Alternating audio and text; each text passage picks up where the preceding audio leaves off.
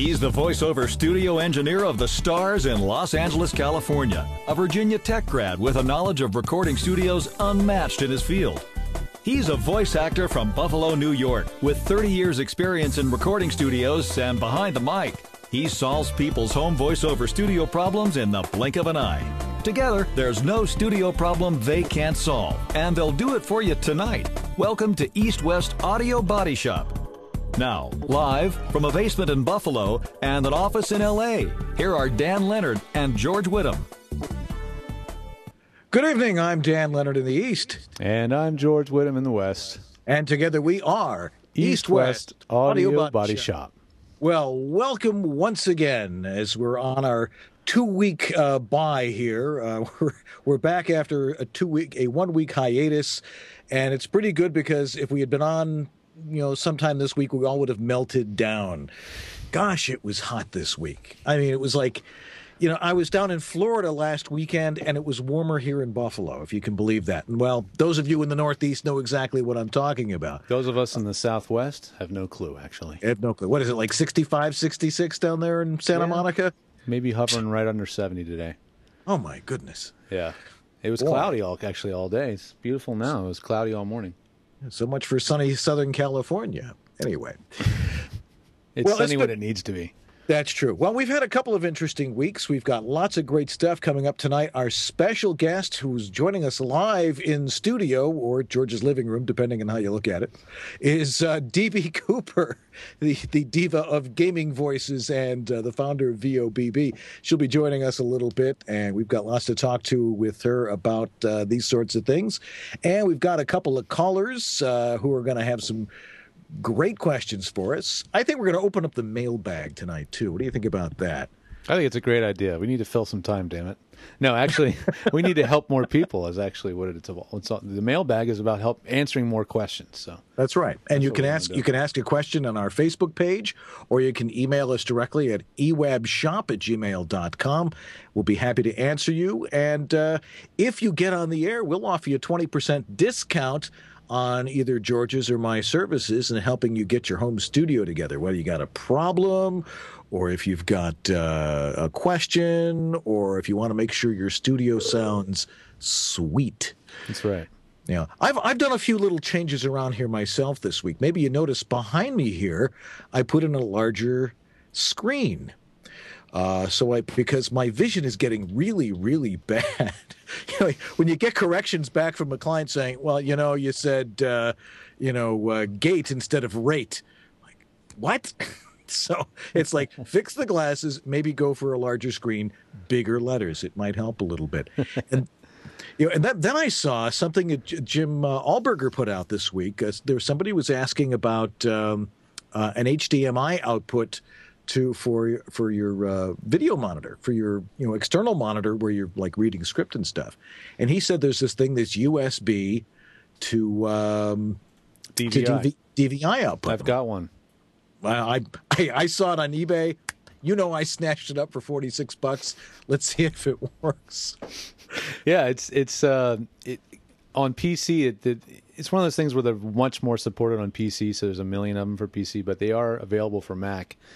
Just look real careful, read the comments on the, about them. But yeah, I have one by, I think, Kensington, and it's as you would expect. The thing you got to watch out for is because it doesn't have a graphics card to take the load, your computer's main CPU and USB bus is handling that extra load to do the video on that screen. So don't try playing video games on that sucker. But if you just want to put your script up on a screen, it's perfect for that. Yeah, I can't wait to try that. But yeah, we just lost a light because I have it perilously balanced on a singing bowl, Tibetan singing bowl, and it knocked DB right in the head, right? Knocked her top hat right It's off. so hilarious how this place is held together with duct tape and chewing gum. Ew, chewing gum. Jeez. Use molasses. It lasts a little bit longer. Anyway, we want to take your calls tonight. Do we have our first caller on the line there, George? We do. Oh, good evening. You're on East West Audio Body Shop. Who's joining us? Hi, this is Susan from Palo Alto. Up Palo Alto, up near Stanford. Yes, it is. So I wanted to be able to use a Skype phone patch with my client inside my booth and then do a playback from my Mac, which is outside the booth, and the cord's a problem. I've been looking at Wi-Fi headphones. They've gotten much better, and I'm considering using them. I'm looking at a Sennheiser RS-180 and others. Do you have any experience with Wi-Fi headphones? And if you do you have any recommendations? Wi-Fi or just wireless, period? I believe they're just wireless. Yeah. Wi-Fi is a buzzword specifically for network connections. These are wireless. It's semantics. Okay. But yeah, they are wireless. I'm familiar with them. Dan, have you ever used them? I've never used them. I've read a lot of reviews. I've not tried any wireless headphones. Well, that's not necessarily true. My father-in-law has a pair of TV ears, which are wireless. Similar idea. Yeah, I mean it's I guess it's done by infrared signals. Those are yes, yes. And and it works because, well, I could tell you the story about his hearing aids, but we won't get into that. But once he puts those on, he can hear great. Right. So I'm thinking, buy a pair of TV ears, and just aim the signal into your booth, and you might actually have something. Yeah. The thing is you don't need super high fidelity to talk with your clients or anything like that. And if you're using Skype, well, let's see, you'll have to explain to me exactly how you have this set up. Skype's really easy because if you're using a USB interface, of course, who knows what's gone on in the years since I've done that. If you're using Skype and you're just using your headphones and a boom microphone, because all you have to do is talk to them in Skype, but record in your normal way on your own microphone in your own computer, and the two shouldn't really interfere with each other. So you can do it with, I think, can you do Skype with a Bluetooth headset? Yeah. Yes, you can. Even better. Bluetooth would be even better. Yeah, I've done Bluetooth. Actually, here's a good, let me turn on my camera here. Here is a Bluetooth headset. Totally wireless. I paid... I know that would make sense.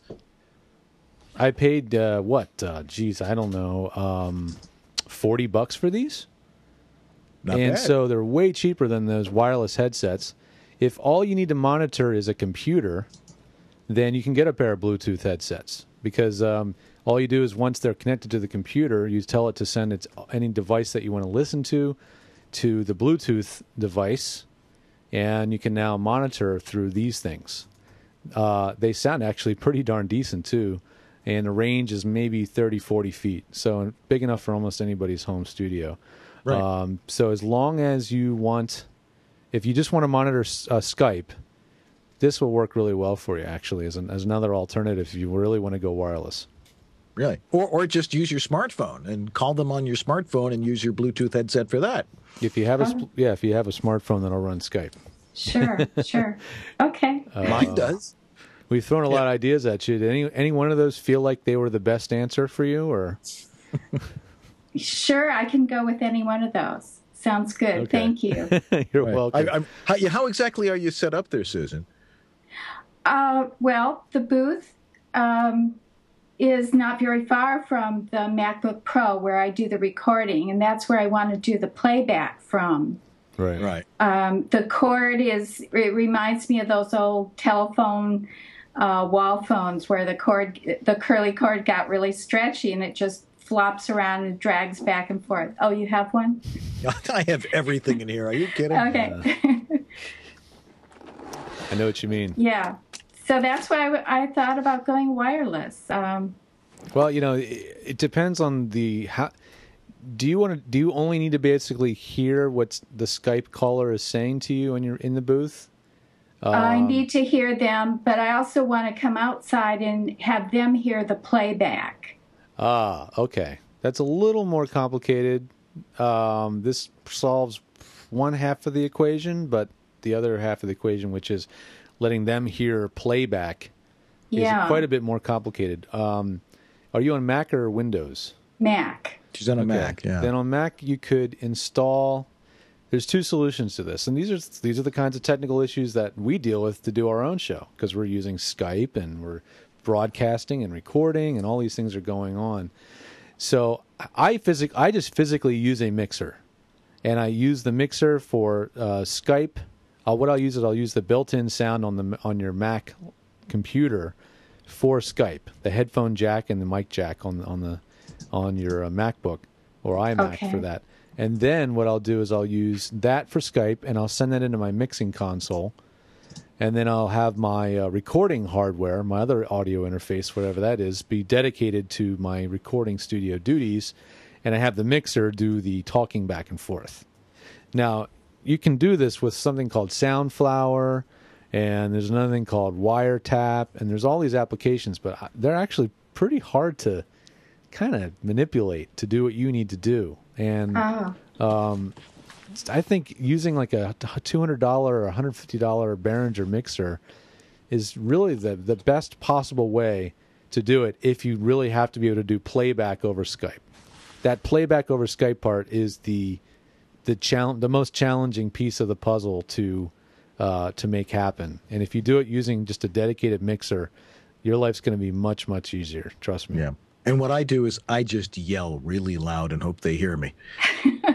Well, over the horizon. If you have speakers in the same room, you play it back over your speakers, yeah. And then your studio mic picks up the speaker. Okay. I mean, that's a cheap and dirty way to do it, but it'll work. I've even had clients say, "Oh, I just take my headphones off my head and I just put them over my microphone like this, and I play it back really loud." You know, it'll work. But if you do this a lot, then doing the right way with the right gear will make your life easier. So, if you want to know more, contact us off the air, and we'll be happy to walk you through the perfect setup just for you. Thank Bluetooth you. on. Right. Thanks, Susan. Thanks for calling in tonight. Take it easy. Thank you. Bye. But that's cool. That's not one we hadn't thought about before. Using wireless headphones. I love it. I love doing this. Like, people come in with cool new ideas, different ideas, and wireless headphones are nifty. I mean, my attitude about wireless versus wired, and I hear people say all the time, oh, I wish everything would be wireless. And I'm like, it's because I'm a geek and I understand the technical issues with everything being wireless that I'm the opposite. I really would rather have most everything be hardwired because I just know it's going to be reliable that way. I don't have 15 different battery devices that have to be replaced. Like people that use a battery powered keyboard, like at their workstation where they never ever move it ever. That just doesn't make any sense to me. And battery-powered keyboards are really a nuisance because they rarely ever have a light that indicates your battery is dying or something like that.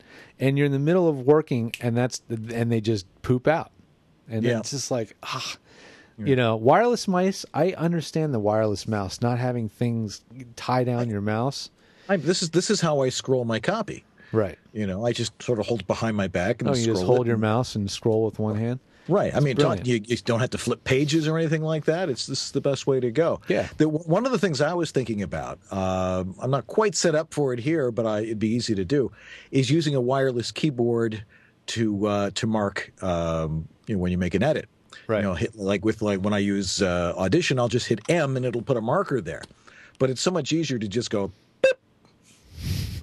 You know what? Until you started explaining how you do a beep sound or, snap your finger or whatever, I've started telling people to do it that way instead of setting markers.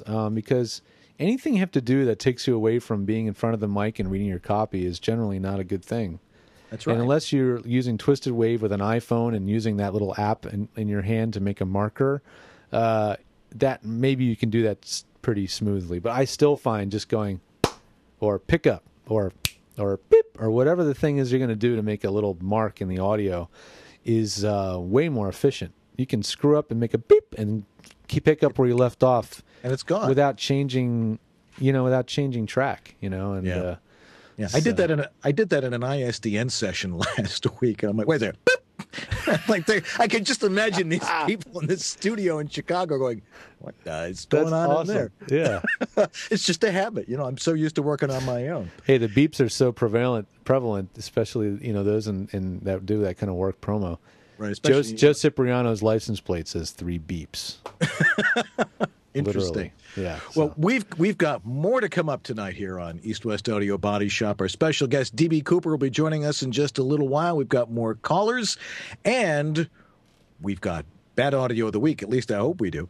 And we'll be right back right after this message. So stay tuned right here on East West Audio Body Shop.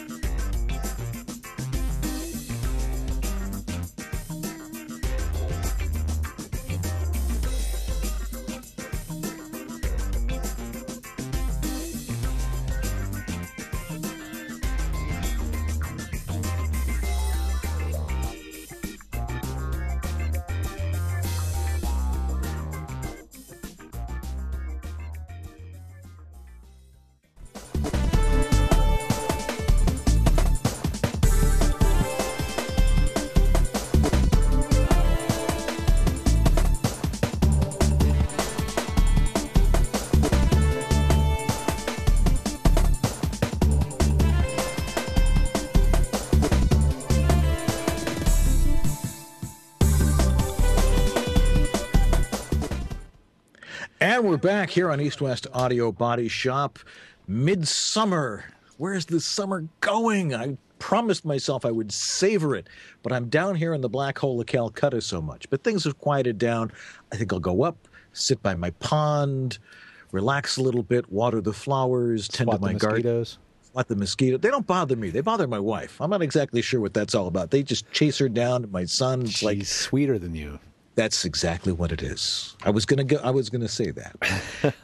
Anyway, we got DB Cooper coming up in just a little bit, so stay tuned for that. If you've got any questions for her, she's actually in the chat room now, as I see, and she's partying in the chat room. Yeah, that's how she lives. Anyway, we've got another caller on the line right now. Good evening. Who's with us here on East West Audio Body Shop? Gentlemen, it's Brad Venable. How are you doing? Brad, how are you tonight? The Brad Venable? That's me. How you guy doing? You can't miss. Where are you, Brad? In Dallas. Oh, right on. There's a lot of voiceover actors down there. Yes, there is. Man, it's teeming down there. I got to get down there one of these days. Absolutely. Love to have you. What's new? What's up? What do you need fixed? Well, besides my ear infection, yeah. Yeah, what can I do for you? Got some augmentin here somewhere.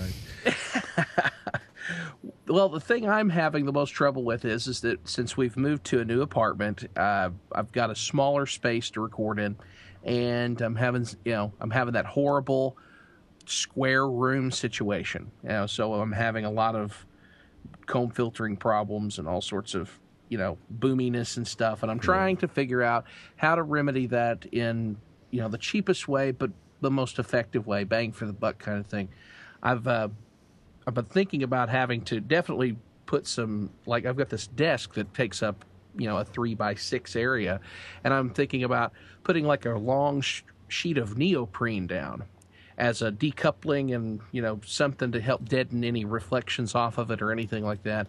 But also elsewhere in the studio, it's 9 feet tall and it's 6x6. 9 feet tall. There's one of the things right there. Yeah, exactly. So just suggestions will be really, really great. Well, all right. Well, starting off, all right, so you got a 9-foot ceiling. How much area do you have roped off there, and do you have anything behind you, or have you actually set up an actual booth in there? It's essentially a 6x6 nook that's near the front of our apartment, And it's essentially a computer desk area that's built in. If it didn't have the desk here, I would definitely not be sit up in this area. I'd probably just be recording out of the massive walk-in closet we have. We just don't have room to put anything where I can even get in the closet with all the machines and stuff. But this is pretty much where I'm able to comfortably do this. Yeah. Now, do you have this computer desk you have? Do you have like a lot of surface area on there? Because I find if you've got a hard surface, if your computer is on a hard surface and you put your mic right in front of there, but you still have a heavy desk in front of you, even a light desk, just a large flat surface, that tends to reflect sound a tremendous amount. And you've got to put something down on there. Whether it's Orlex, a towel, a quilt, carpeting, things along those lines, because that's what's probably causing the majority of the reflection in there. Dish towel or a big dish towel, or like a hand towel from your bathroom. It can be pretty good. Right. I've got some bookshelves up in here too that really are having some trouble catching some of that boominess. Fill them up with books. Yeah. I'm filling up half full with books, and I'm pretty much thinking about going to Bed Bath & Beyond and buying towels that are on sale and just sticking them up in there, to kind of glorified bass traps or something. I don't know. Basically, get as much of the most absorbing material you possibly can get your hands on. Right. You want to get moving blankets. If you can find a bunch of moving blankets, they're really awesome. Quilts. Yeah, quilts. We know you're not using heavy quilts this time of year, so right. No, definitely. But the thing is, whatever you're putting up there, you can't use it. You can't take it down in the winter. It'll change the room. So, and then quilt on the desktop is a really good idea. You just take a quilt that you have laying around the house, an extra blanket or quilt, drape it over the desktop, fold it in a couple of smaller pieces, and put it over on top of the desktop in front of you. That works really well.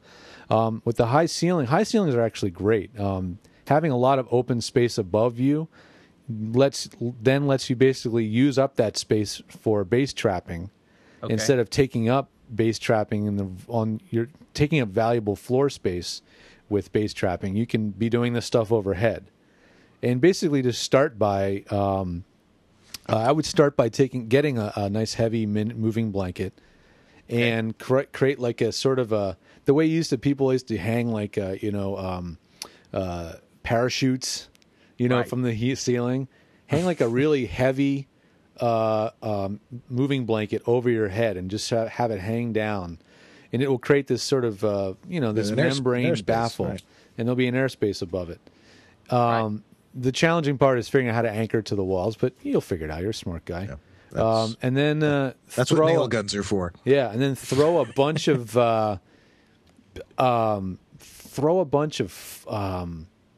like old pillows and old blankets and teddy all bears, that junk. Just as much old jackets, anything that you can have that's soft and absorbent. Just throw it above the blanket, so it creates a bass trap. Right. Then all that space above you is now being a huge absorption thing.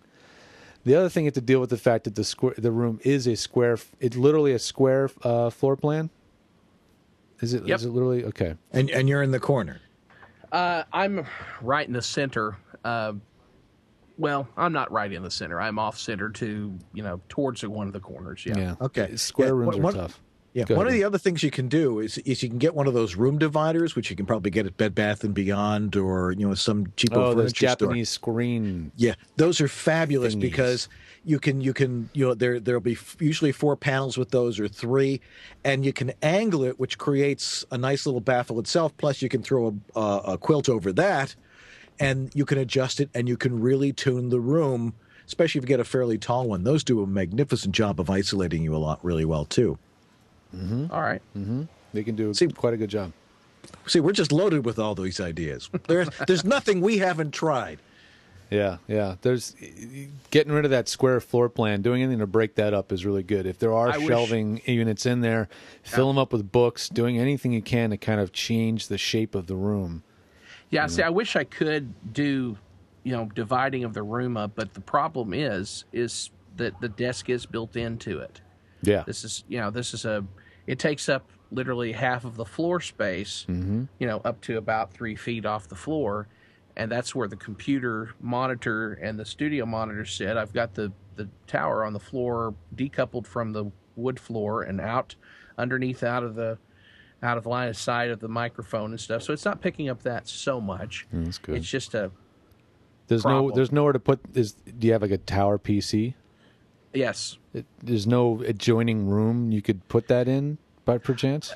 Well, because it's when you walk right into the apartment, immediately on your left is this 6x6 space with the desk built in. And then there's really nothing attached to it where I could close it off. I mean, I tried. There's like a little cabinet underneath that my tower will fit in, but unfortunately, there's no way to get any cabling to it. And if I, drill a hole in it to put cables through, it's just going to, eat up my first and last month's rent. Oh, well, There is that. Got to get handy if they're going to put holes in the walls. Yeah. Well, try some of those things, and send us some audio to, George's Dropbox and my email. Let's give it a listen, and we'll see if that's helped you out at all. Usually, just if there's just a slight little boothiness, a little bit of boominess, it's usually not too difficult to control, and any one of those things will help. And what you do is we've given you a bunch of non-cost sorts of things. Are you in that room right now? Yes.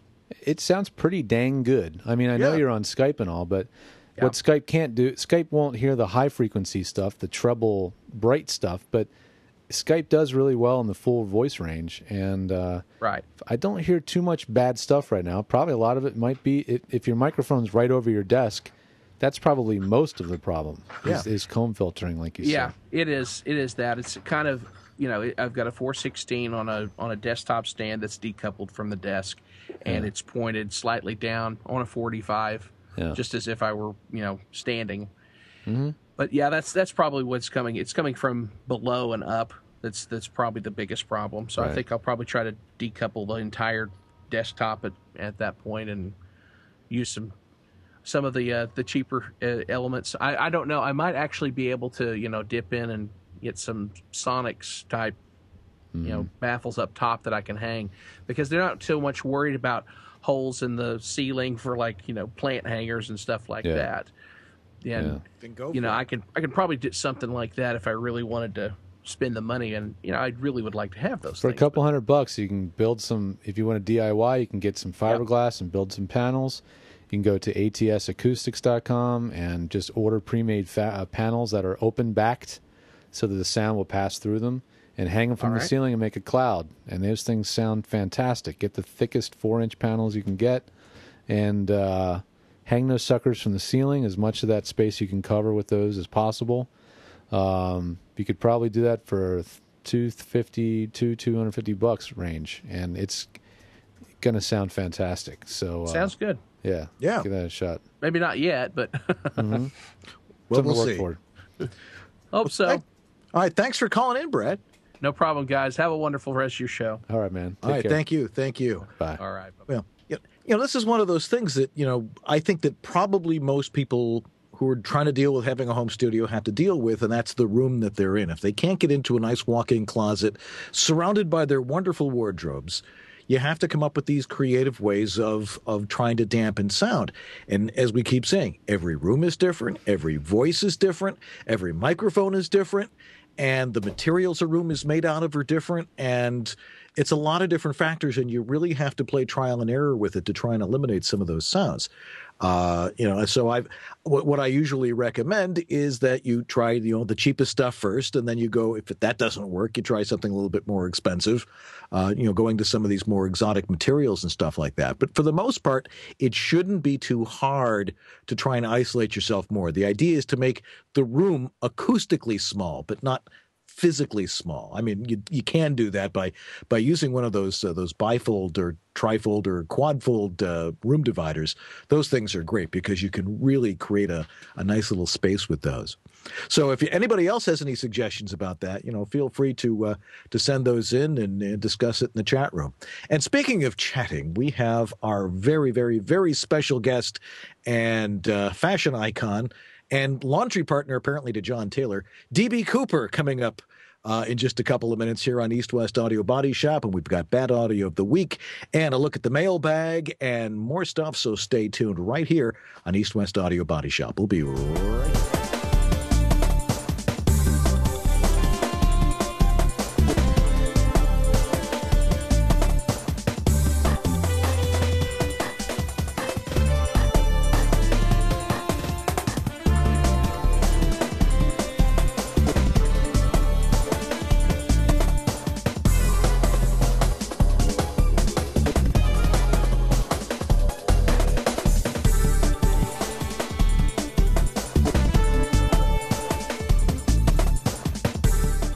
Sometimes you got to take yourself and your voice on the road, but it shouldn't interfere with your voiceover business. On Tuesday, August 9th at 9 p.m., Dan Leonard, the home studio master, and VoiceOver Extra present Recording on the Road, a webinar, a primer on do's and don'ts. Here's what we'll cover: when to and when not to record on the road and why, how to plan ahead, the right equipment, and all the new stuff to do it. Finding the right place and the right setup, and proper recording techniques for being outside your studio. Traveling light and dealing with TSA. Don't miss Recording on the Road, Tuesday, August 9th at 9 p.m. Register online at voiceoverextra.com. So join us for VoiceOver on the Road and never miss another audition or important project.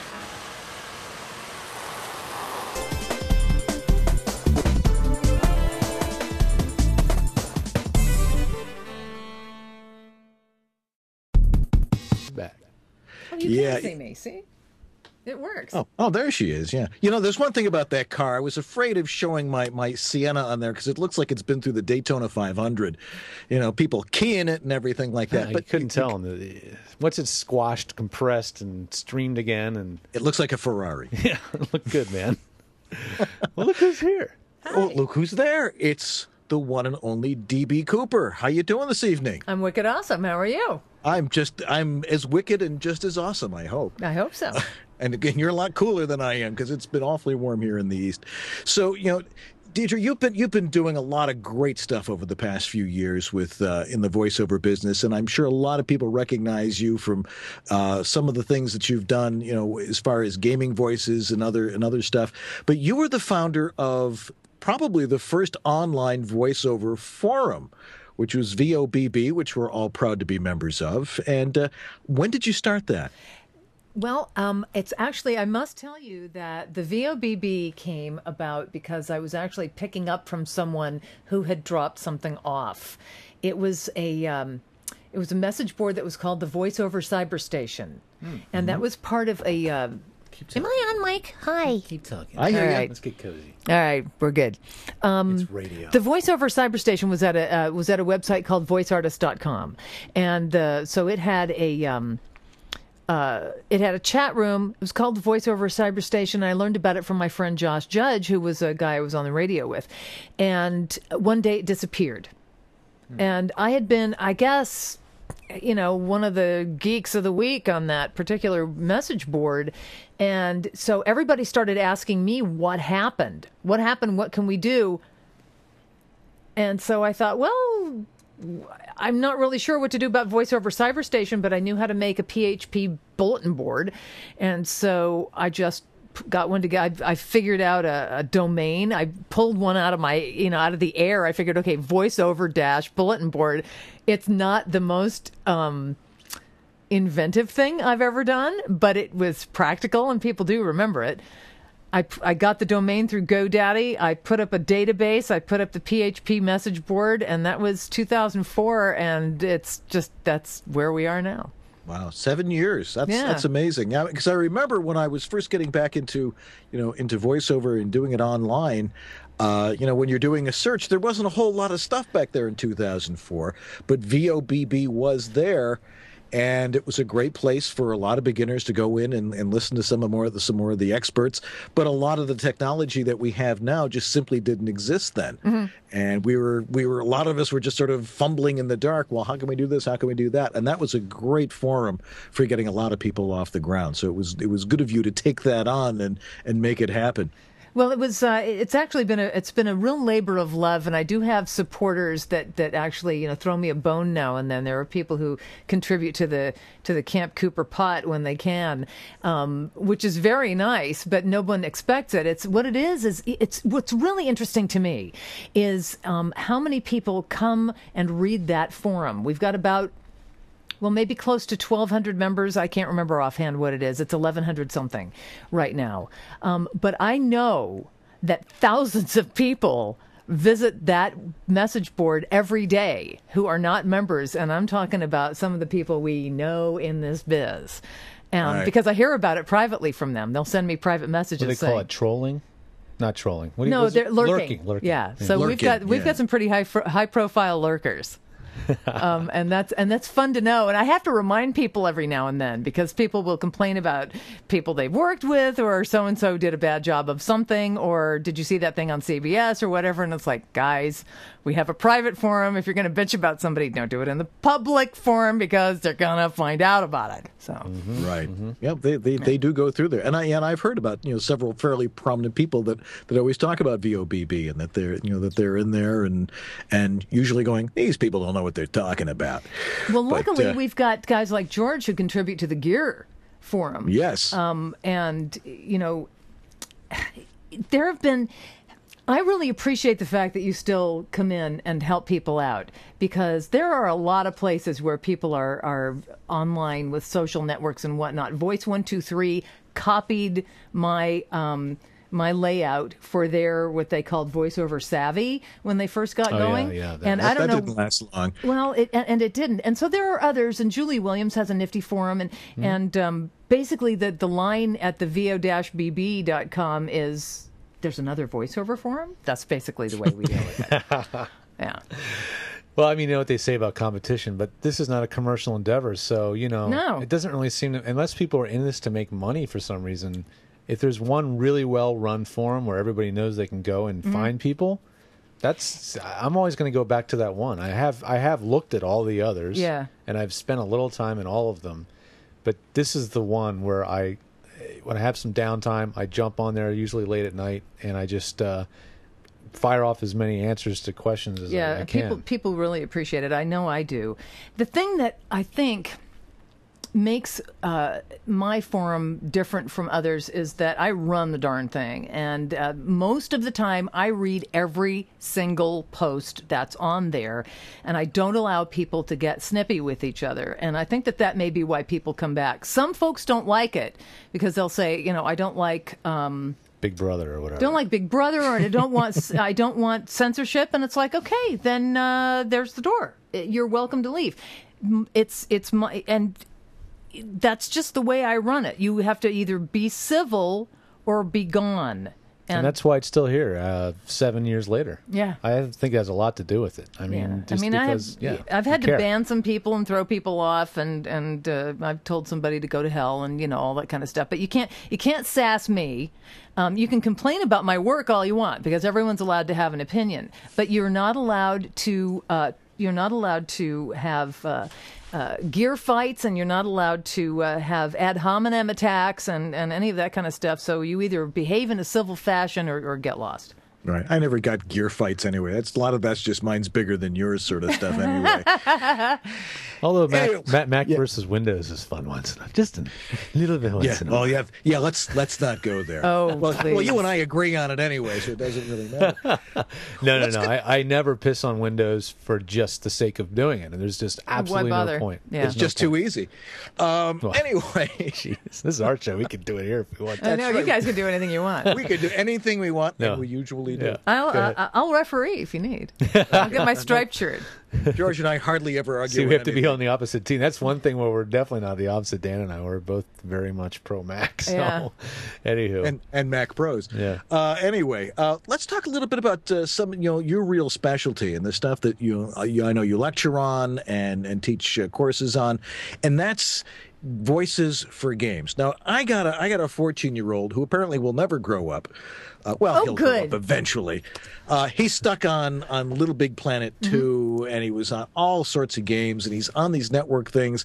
And there's lots of great voices in there. But I remember years ago, it wasn't so hot. There wasn't a lot of life to some of these voices. It was like somebody in an office would throw the voice on there. When did you start doing gaming voices, and what are some of the games you've done?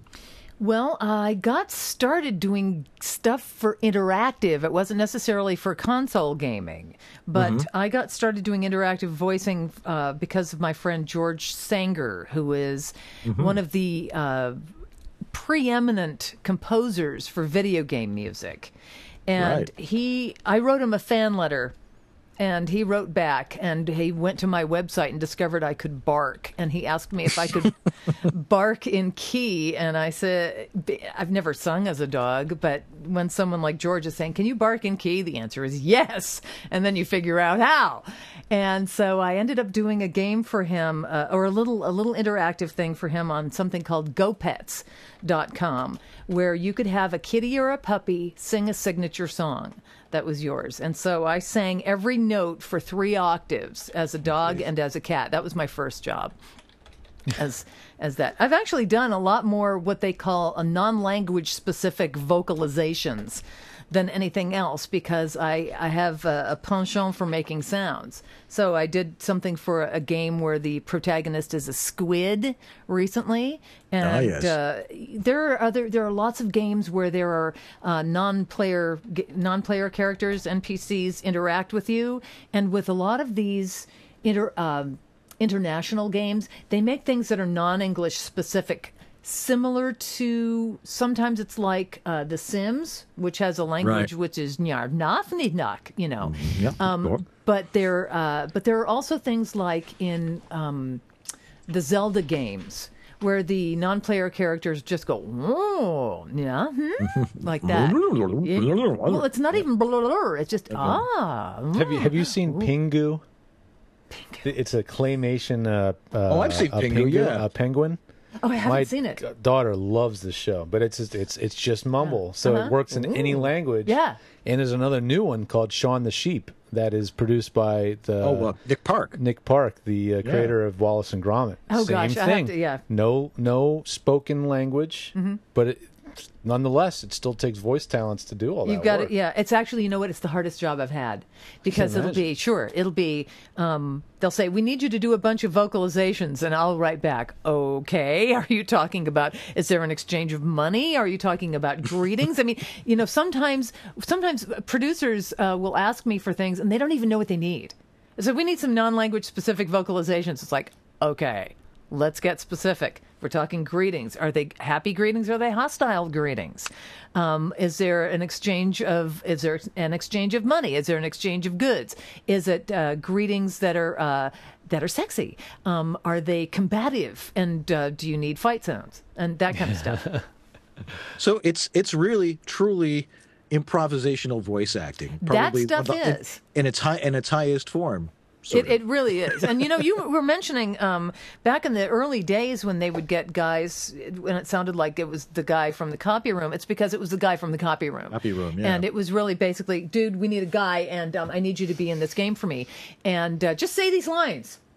You know, just say the lines. And you end up with stuff like, the first Resident Evil, which is, have you been to audioatrocities.com, Dan? You guys have bad audio of the week. You know I will now, but yeah. We might go there for the bad audio of the week, actually. Yeah. Oh boy, it's the best stuff, and it's actually got a cult following about you, the master of unlocking. So it's really, really wonderful, terribly funny, embarrassing as heck if your game is on it.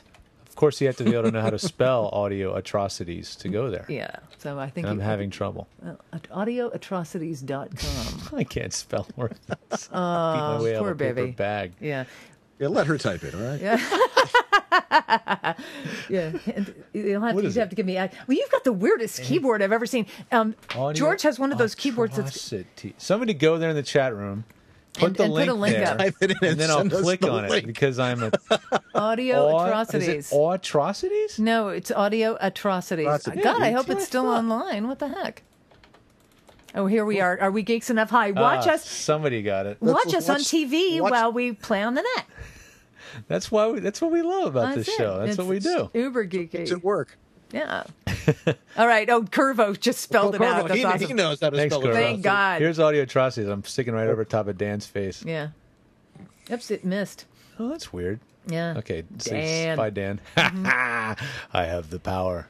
So Yeah, okay, you'll we'll find- bring this up later. Well, we'll bring what's this really up during interesting the- to me is bad audio. that there are still things that are capable of going up on audioatrocities.com. I still hear it in video games that I play. Occasionally, you'll have some. You'll have. Oh my God! I am so not going to mention any names, but there Good. is a game that I play that I absolutely love that had a voice actor that was so horrible that she was excoriated in every game forum across the net. It's like, oh my God, who made this up and who cast her and do I have to play as her and I have her killed in every battle I'm in and that kind of stuff. And it is amazing because. You know, you and I are not making the casting decisions. Somebody else is. And whereas the voice was fabulous, the acting was not so fabulous. You can't have it all sometimes. Yeah. That's right. Let me ask you this, Stevie. There's, we primarily talk about home studios here. Now, you have a home studio yourself, right? Yep. Now, do you do an awful lot of stuff in pro studios where you're going in and you've got a director and all that, or is it mostly at home for you? The AAA games, the big things, the World of Warcraft, Right. the thing like BioShock and XCOM and all of those things, those are going to be in the big studios. The things that are going to be console games, because the audio directors want to have complete control over the overall sound. And it all has to sound the same, because if you've got guys who are recording in disparate studios, it's not going Right. to, it's not going to match up. So those things are all recorded in the pro studios. The smaller things, where, for instance, if you're the only voice in something, which sometimes you are, Right. or if the voice is going to be heavily dealt with in post-production. I did the voice of a little robot guy that ended up going on a Nintendo game, okay? But I did it all at home because it was going to end up going through a harmonizer. And so it didn't really matter. Everything I was doing was going to be heavily dealt with in post-production. Roboticized through Yeah. effects. Yeah. Right, and so we were able to work on it that way. But the big shot games, they're all going to be in a studio here in LA or in New York. Yeah. Have you done any stuff in Europe? I've done a few things with companies in Europe.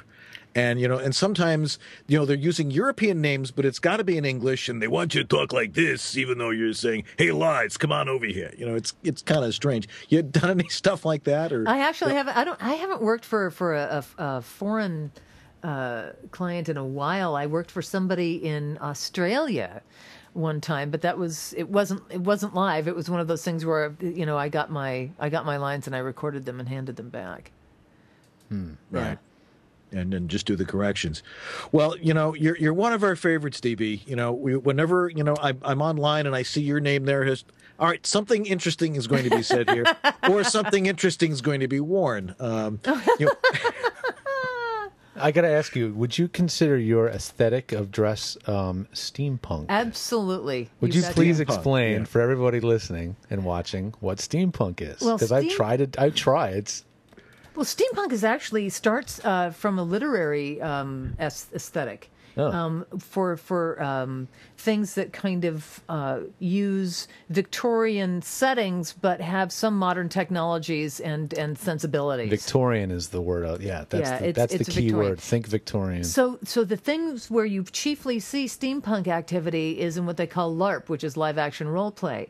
And so people will get together in their costumes, and some of the best steampunk stuff you'll see are elaborate Victorian or Edwardian costumes, with spats and the top hats, and the ladies with the the bustles and the beautiful And skirts. corsets and stuff like that. And the whole Yeah. schmear. Yes, of course, Dan likes the corsets. I can tell. Yeah. Guys, you know what? It's They really work. they're wonderful. Damn it, those corsets. I tell you. And but what's also awesome is the elaborate weaponry. That you see. Weaponry. It is but that's what the LARP. When you're LARPing, you're doing role play, and you're Right, that's true, right. finding you're finding an enemy, and you're doing other things that require different kinds of weapons, and so there's a lot of copper tubing, and there's a lot of just the really wonderful gear work and all kinds of stuff, and so it really is quite lovely. And Neil Peart's drum set is totally steampunked out. It's If you like Rad. steampunk, there's two places to go that I'm personally aware of. One is Burning Man, but if you can't handle the dust and the extreme temperatures, two is Maker Faire. And if there's ever a Maker Faire, there's one in the Bay Area. There's one in I've heard about that one, you bet. Detroit, I think, and there's one in I think Austin, and there's like a spin-off one in Brooklyn. Awesome. So worth a 6-hour drive and a hotel room night to go to a Maker Faire. It's all the best stuff that you'd see at, say, Burning Man without the torturous conditions. And that's where I learned about what steampunk was. There's unbelievable elaborate creations, steam-powered mini bikes. At least they look steam-powered. I mean, they're, but I mean, they're producing steam. Yeah, they actually put steam out. They don't run on it, but they do everything they can to make it look authentic, but still function properly. Like there's even a steampunk sort of like electronic music guy that creates electronic music with homemade gadgets that look like they could have been Victorian. It's just. I can't explain it. You just have to go to this thing. There's a guy online. What is his name? It's not Datamancer. The Datamancer. If you go to datamancer.net, you will see the best, bar none, steampunk style computer gear. Datamancer.net. Technical art and steampunk. The guy is a genius, and you will get. I mean, it's drool worthy, without a doubt. See, isn't that awesome? I'll put one picture up over Dan for everybody to see real quick. See? There we go. I mean, and this Look at stuff, that keyboard. I know that stuff, and it really works. Cool. Yeah. That keyboard is awesome. Yeah. Either of you guys ever been to Burning Man? I've not been to Burning My Man. brother has. I have not. Oh, okay. Somebody's invited me to come see that, and next time I'm in California, I probably won't go. But It's hardcore. I would like to mention something because I know that we're Sure. running down out of time. Yes. I am going to get back into the business of voice acting. I know, we rat-holed. oh It's yes, fun. yes. One We're of the- having so much fun. One of the things that I do is I give talks about exertion sounds. The thing that really drags people out at the end of a voice session is having to do all of what they call the barks, the screams, or the character sets, and that's kind of stuff. All the whoops and grunts, and being what I call being hit by bullets, howling in agony, and dying. And you've got to be able to do it over and over again without killing your voice. And that's what I teach. And I've been to the Game Developers Conference to teach directors about it, and so they'll know how to help their actors. Because if you know how the sounds are made, you can actually help somebody who's having a hard time, and you end up with this wonderful panoply of things to choose from. So you don't. It's not all just all the time. Like a sampling keyboard. Boink, Boink, boink, boink. And so there are many ways to get a lot of variety out of that. I'm going to be teaching a class in LA on August 13th, specifically for exertion sounds for video games. And I'm teaching it to actors this time. And we're going to be in a studio. We're going to be in Voice Tracks West. Outstanding. That's great. Does it have a domain, a landing page? How would they find out about it? Right now I actually haven't put the promo up online, but I will be announcing it on Facebook, and I'll also be putting it up at dbcoopervo.com. Sweet. Yeah, Excellent. that's my website. Can I ask you one last question? Ask me. Where did DB come from? Does it have to do with volume, being loud? Sometimes I spell it like that with a small d, capital B. No, but those are I'm Deirdre Beth. I Right. really am. Right. Yeah, Okay. so Well, DB's that's real. I like the double play on that. Yeah, anyway. it works, doesn't I was it? hoping I made that up for you, but you already thought of it. Yeah, and You not know, the same when- person that jumped out of a plane over Oregon. Oh, thanks. Do you want to hang out for the rest of the show? Duh. Okay. Duh. She's God, been here the it's whole like- time anyway. I'm at home here, man. Your desk looks like mine. Oh God, you guys should see my desk. It's hilarious. I Well, this is promised cool, I 'cause I wouldn't can- clean it up. Yeah, I can actually mess around with people who are in the chat room now. Sweet. All right, Excellent. cool. All right. Well, we'll be back in just a couple of minutes. We're going to check out audio atrocities and some of those things and check into the mailbag right after this important message.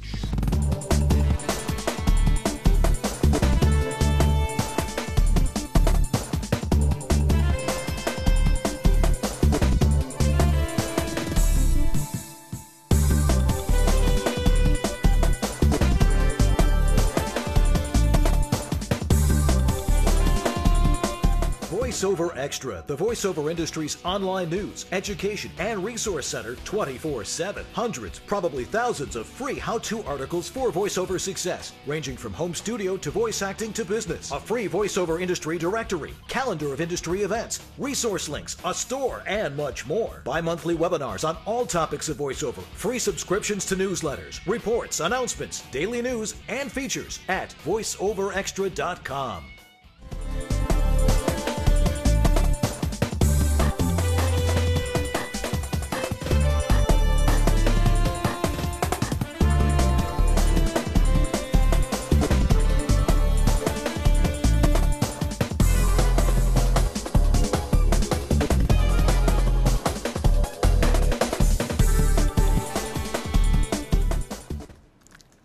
And we're back here on East West Audio Body Shop. I think Deidre's going to stick around with us a little bit so we can have some fun. Could you We've tell got to him it's we got to Deirdre? reach into the mailbag here. You got any things there, It's George? Deirdre. Deirdre. Dan, it's Dan, Deirdre. it's Deirdre. Deirdre. Yeah, like dear, like She you was love too me. polite to tell you in person, so she leaned over, told it in my ear, and I, instead of discreetly typing it into Skype. Oh, Well, now I'm thoroughly embarrassed. Don't be. Okay. Don't worry about it. Don't be. Next time I run into you, I will get that right. Dan, God bless you, Dan. My second husband never ever pronounced it right. Okay. That should have been a clue right there. May Dan, he is- rest in peace. Is your mustache steampunk, Dan? Is it think- steampunk? I think It is. can be. If you wore the right outfit, that mustache would be dead on the money. Totally. That's awesome. I guess I was destined for it then. What are we going to do next? I think we wanted to get into the mailbag. We're running a Okay. little long here, but who No, cares? it's too much fun to end it. We're not at a network. We can be here as long as we want. Yeah. You know, put your kids to bed, stick around for a little bit. I'll Do you get want to some find wine. stuff that's on Facebook, and I'll find stuff that's in Jargino? Well, I remember there was a couple of questions. There was one question about monitors. Oh yeah. And we haven't really talked much about studio monitors. No, we but, you know, I mean, I use studio monitors. I mean, you can see where my monitors are. I use a pair of KRK Rocket 5s. I think it's really important to have studio monitors because I don't think people really understand. You can't use a pair of computer speakers to really hear what you're doing and what you're reproducing in your studio. Studio monitors are designed to give back exactly what you recorded. What they are individually powered 40, 50, 60 watt speakers, but they're not really speakers. They're near field speakers. They're not designed to be loudspeakers to listen to music on, unless of course you're like right in front of them. Right from a long distance, right?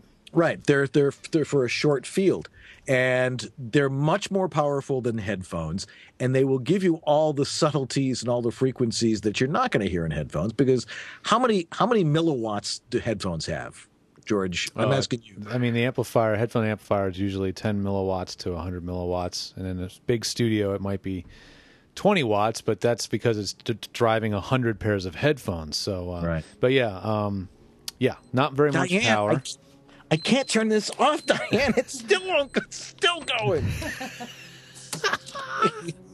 How many takes have you had to redo because of that thing? No, it only goes off at 10 o'clock. Oh, okay. It's That means it's time to end the show, right? end the show. Do you need help with your clock, Dan? Well, Diane Merritt sent me this, and it's like it goes off every night at 10 o'clock. And This is the she's probably studio in there master, not the clock resetting master. That's pretty funny. It's on satellite time. That's what. Oh, The ISS is now heading overhead. Yeah, exactly. Well, studio monitors are, I think, exactly like microphones, just in an inverse way. So, like, you wouldn't spend $2,000 on a microphone unless you had your acoustics and your soundproofing and everything else in order. And I think the same thing goes for studio monitors. It's just the opposite direction. So instead of picking your voice up, it's reproducing your voice. And it interacts with the room the exact same way a microphone does, even actually to even probably more extreme amount.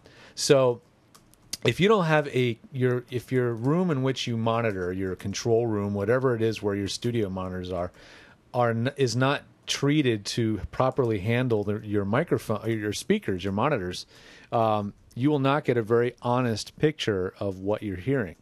You're hearing a combination of what the speakers are doing and the room is doing, and you end up with usually a lot more bass, low frequency, than is actually there in what actually is coming back in the speakers.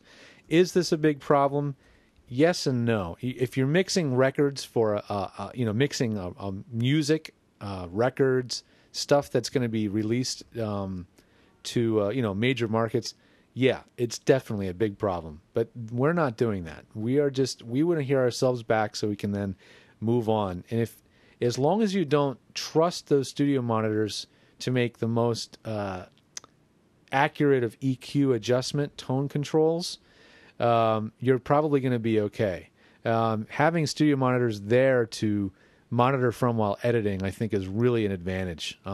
Working in headphones all day long is really fatiguing and sweaty. Yeah, and it can really give you a false impression of what your voice is. I sound very different to myself through these sealed, super high intensity Beyerdynamic 770s, which I love. He sounds awesome. Awesome. I sound totally different in these than I would in the headphones that DB's wearing, which are more accurate, and studio monitors. So I look at them as another way to monitor and a nice way to get the headphones off your head.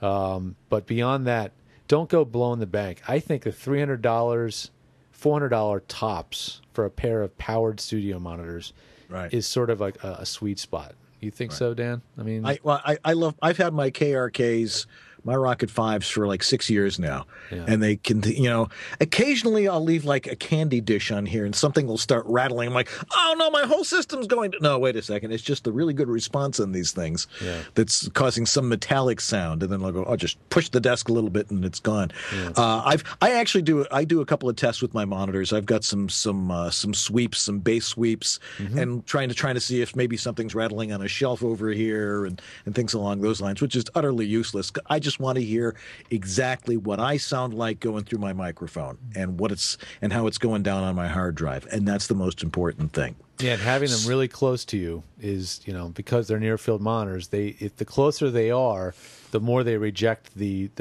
problems in the room, the acoustical issues in the room. Actually, Matt Calrick just said, "What's a bass sweep?" Basically, it's a tone. It's a range of tones that goes up and steps up 1 hertz by 1 hertz from about 10 hertz all the way to maybe 400 hertz. And you can hear it through the whole house. Yeah, it's loud and it takes a long time, but basically you record that sound from another microphone, ideally an Omni mic, a measurement microphone. And when you're done, you get to look back at this recording and see basically each tone that's being played is at the same exact volume. However, when you look back at the recorded waveform at the end, there's going to be all these steps up and down as it plays these different tones.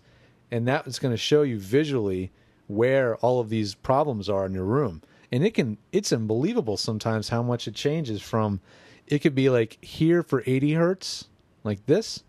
And then for 120, it could be like this.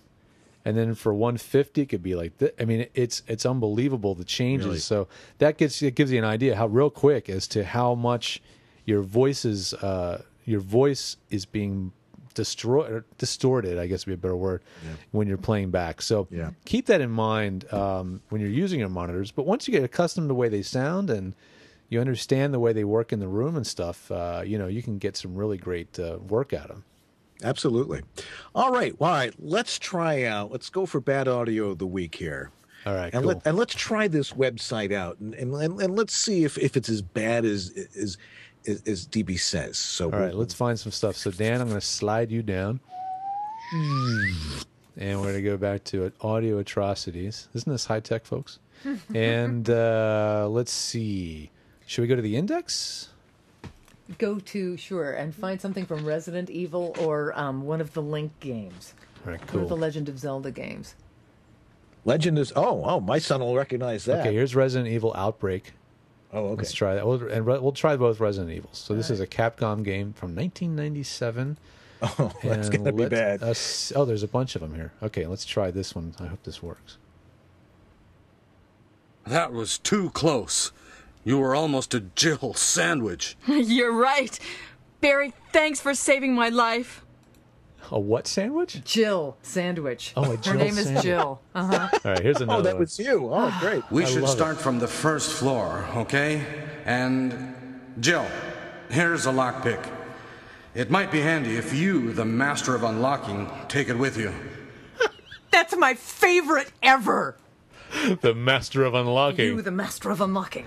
So they're not necessarily atrocities from a technical standpoint, although sometimes they are. Sometimes they are. Like that one, I think. But they're just the writing is just The writing and the delivery is. here's another one from here. It's not just a poisonous snake, it's a monster. Okay. Dude, can you find something from one of the Link games? Link. Link, Oh, yeah. the faces of Zelda. evil. Yes. Okay, here we go. Exhibit A. I just wonder what Ganon's up to. Okay, I just wonder what Ganon's up to. Ganon. Oh, Ganon. Okay. Ganon. Oh, yes, Ganon. Here's another one. No! Not into the pit! It burns! That's awesome. You, Link, are the hero. You, Link, are the hero of Corridai. I guess that's worth a kiss, huh? Ha! I won! Awesome. That is awesome. I love it, man. I could great. definitely hang out on there. All yeah. day. That's like the Photoshop disasters for voiceover. It is absolutely. Oh my gosh, absolutely. I is. love And it, yeah. Photoshop disasters is one I visit every day. It's awesome. Yeah, but obviously producers have realized in the last 10 years that they got to make it better and they've got to produce it because there are people out there who are into production values and they who want to care? make sure the stuff sounds good. Well, if you really want to find out how well your game is doing in terms of its audio or any of those kinds of things, you need to get on GameFAQs.com and see what people are saying. GameFAQs.com is like one of the biggest game message board blog, whatever you want to call it. Mm-hmm. Forums. Yeah, Like that thing that you run? that thing. Yeah, whatever it's called. Anyway, yeah, boy, you'll find out. You'll find out right away. And people will play the games anyway, even Right. if the That's audio is right. bad. I mean, they are. Yeah, if that's the gameplay is good, they're going to play it anyway. Yeah. But they will complain if the audio is bad. Uh-huh. That's right. Great. Audio is important. It is very important. It's important to us anyway. Well, I don't know how we've done it, but another hour has gone by, and you're going to have to wait another 2 weeks till we return here on East West Audio Body Shop. But this was a great show. I think it was a great show. It was a huge blast. This was Thanks our for coming best in. show ever. Thanks for being my here pleasure. in person. I think 2 weeks from now we're going to have the interview with Thomas from Twisted Wave. Twisted Wave. So If that's we can going to be understand cool. Oh, that's rad. I can't wait. Yeah, the French the software designer who basically built it for the hell of it. Believe it or not, he'll explain to you. And we're all using it and making money with it. It's And hopefully he fantastic is stuff. too. Yeah. Anyway, but we'll be back on, let's see, today's the 24th. So we'll be back on August, what's Mr. Calendar say? August 6th. August 6th. Is that right? I believe so. Let's see. Mr. Calendar says August 7th. You August were 7th. off by a day. August 7th is Sunday, yeah. All right. August 7th. And then we'll be gone for another 2 weeks after that. And then maybe we'll settle back into a nice once-a-week fall schedule. But we are glad to have you with us here on East West Audio Body Shop. Again, you have any questions for us, you want to be on the show and present your question to us, see if you can stump us. It isn't possible. You can write to us at ewabshop@ewabshop.com. gmail.com, and also on our Facebook page. And we love to hear from you and love talking to all of you. And we're available for consultation. You can drop stuff off at George's Dropbox. Email me with your audio. I want to hear what your stuff sounds like. We both want you to sound your best. Right, George? Yeah, we want you to sound like everything you can sound with the right advice. So save a little of those ducats, the stuff you would have spent on that extra sweet Neumann mic, and throw it our way, will you? Yeah, you won't be disappointed. You'll be able to, but if you'll get one job, you'll be able to buy that Neumann mic. That's right, man. That's right. People don't think about that one. Anyway, well, we will return on August 7th, so we will see you then, and have a great week. Stay cool, and we'll see you next time here on East West Audio Body Shop. I'm Dan Leonard in the East. George Whittam in the West, and me too in the West, Stevie Cooper. That's right. We'll take it easy. We'll see you next time.